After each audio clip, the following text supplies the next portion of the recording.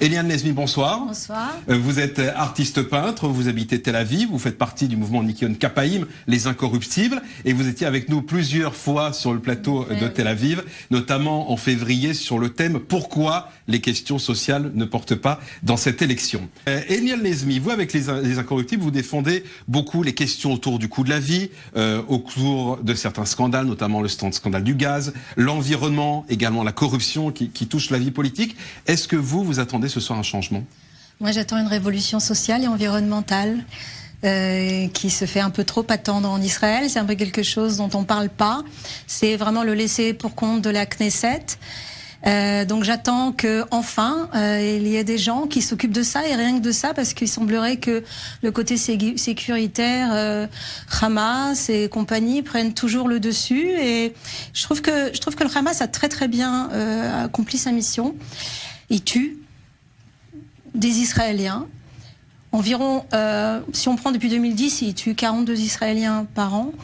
Mais par contre, le fait qu'on s'occupe que de lui, on s'occupe pas du social, par exemple. Vous voyez, par exemple, sur 5000 morts par an dans les hôpitaux, on pourrait en éviter 4000. Hein. Donc je trouve que le Hamas a très bien accompli sa mission, puisque indirectement, il y a des milliers de morts en Israël sur des choses où absolument personne n'en parle, et en tous les cas pas la coalition. Dans le classement de mortalité en Israël, et on l'avait évoqué ensemble dans certaines émissions, le terrorisme arrive loin derrière certains autres accidents, que ce soit Bravo Tzahal, de quel point de vue? Ils font bien leur travail. Le Mossad, Shabak, Tzahal accomplit leur mission de façon extraordinaire. Désolé pour les gens du Sud qui quand même vivent quelque chose de pas drôle du tout.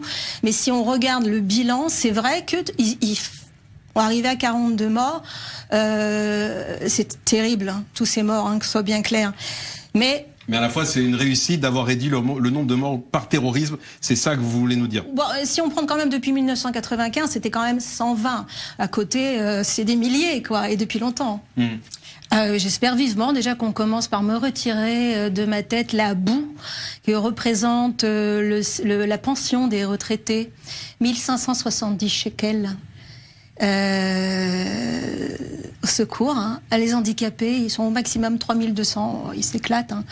Voilà, déjà on va commencer par ça. Je voudrais vraiment qu'un homme à la Knesset accomplisse ça. Vous citez pas Kahlon? Alors, je le cite pas, non. Qui est quand même l'homme des réformes économiques par excellence. Écoutez, pour ce qui est des retraités, il les a augmentés de 6 shekels, donc il les a obligés. Je ne sais pas pourquoi. Est-ce que parce qu'ils ne manifestent pas? Je crois que j'ai découvert qu'en Israël, il faut manifester pour obtenir. Les handicapés ont obtenu 340. Tout à fait. Je pense que le problème, il est là aussi. Le peuple est un petit peu responsable de cette situation, puisque le peuple ne manifeste pas. Ils sont complètement, comment dire en hébreu, adishim, indifférents, soumis presque. Hein, attendez, ah oui, très important. Si vous voulez, il y a une idée reçue qui est complètement fausse. Et même, je voyais à la télévision israélienne, une des premières journalistes israéliennes le dire. Notre plus gros problème, hein, c'est la sécurité. Et on sait qu'on ne fait pas de social ici parce que tout part dans le budget de la sécurité. Alors, je tiens à préciser que le budget de la sécurité, c'est 4,8% de notre PIB. Donc, il va falloir se calmer là-dessus, arrêter. Il y a l'éducation aujourd'hui qui est quand même aussi l'un des budgets les plus élevés. Tout à fait. Ça n'est plus comme par le passé où l'armée était le budget numéro 1, loin devant les autres. Alors, ça a changé. Parlons-en 2 minutes de l'éducation. Un enfant israélien vaut la moitié en investissement qu'un enfant européen. Hein, on va la faire courte comme ça. Hein, je peux vous donner des chiffres si vous en avez le temps. Le niveau scolaire israélien, la note PISA, hein, c'est le tiers inférieur de l'OCDE. Donc on se réveille quand on veut. Nous, la start-up nation, toute la matière grise qu'on a aujourd'hui, on l'aura peut-être pas longtemps. Vous voulez dire qu'il y a des slogans en fond, mais que derrière les slogans, il y a aussi une réalité. Alors, concernant, il n'y a pas de budget pour donner la retraite des personnes âgées. Alors, par exemple, en 2003, Bibi a gelé la pension des personnes âgées qui était 1520 shekels. 16 ans plus tard, ils ont été augmentés de 50 shekels. Mais le budget de l'État a été augmenté de 200 milliards. Hein. 200 milliards, 50 shekels pour nos personnes âgées. Voilà. Est-ce que je peux me permettre... Qui sont là depuis 70 ans. Quelqu'un d'inachetable. Hein. Quelqu'un qui n'a pas besoin d'eux pour réussir. Quelqu'un qui nous aime plus. Les incorruptibles. Il y a plus fort que moi. Hein. Je voudrais préciser au niveau du salaire qui a été un peu augmenté, il faudrait quand même préciser que de 2007 à 2017, les prix ont augmenté de 36,4%. Et à l'époque, c'était les prix coûtaient 2% de moins que l'OCDE et qu'en 2017, ils coûtaient 20% de plus que l'OCDE. Donc, pour ce qui est du chômage, je voudrais quand même vous donner un scoop là, parce que c'est juste impressionnant. C'est comment on calcule le chômage en Israël à la louche. On prend un échantillon représentatif de la population. Vous voyez, en France, on prend Pôle emploi, on prend le nombre de travailleurs divisé par le nombre de ceux qui devraient travailler.